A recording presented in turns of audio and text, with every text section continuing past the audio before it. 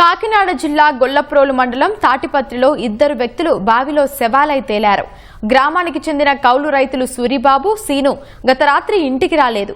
కుటుంబ సభ్యులు ఆందోళనతో గ్రామంలో వెతికారు. ఈ క్రమంలోనే సీను కౌలు చేస్తున్న పొలంలోని బావిలో 2 మృతదేహాలు ఉన్నట్టు పోలీసులకు సమాచారం అందింది. కాకినాడ ఏఎస్పీ మనీష్ దేవరాజ్ పాటిల్ ఆధ్వర్యంలో పోలీసులు ఘటనా స్థలిని పరిశీలించారు. మృతదేహాలను వెలికితీశారు.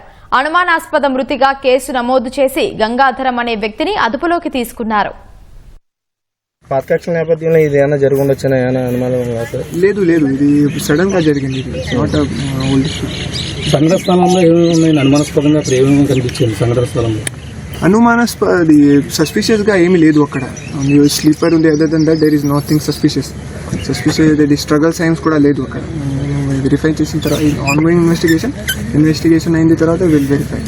ఆర్థికపరమైన లావాదేవీలకు సంబంధించి అదే వీఆర్ సస్పెక్టింగ్. అదే ప్రైమరీ సస్పెక్ట్ ఉంది. అదే అయిన తర్వాత విల్ వెరిఫై. చనిపోయిన ఇద్దరు బంధువులు అండి, they are brothers, relatives, blood relatives ఉన్నారు. Not us real brothers, relatives.